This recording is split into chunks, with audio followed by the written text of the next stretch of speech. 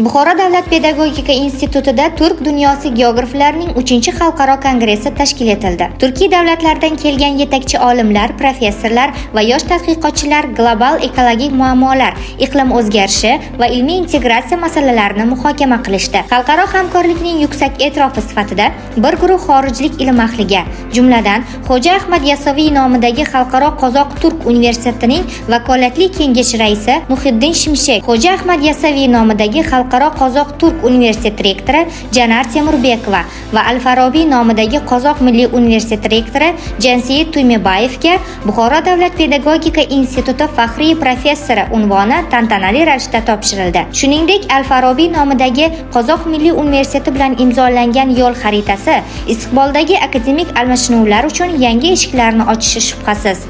Endilikda ikki oliygoh talabalari va o'qituvchilari o'zaro akademik almashinuv dasturlari asosida tajriba oshirishlari mumkin bo'ladi. Institut hududida o'tkazilgan Milliy qadriyatlar festivali mehmonlarga Navro'z shukuhini ulashdi. Sumalak sayli, milliy liboslar namoyishi va xalq o'yinlari yoshlar qalbida ajdodlar merosiga nisbatan faxr tuyg'usini uyg'otdi. Shu tarzda Buxoro yana bir bor yirik ilmiy muloqotlar va xalqaro hamkorlik markaziga aylandi.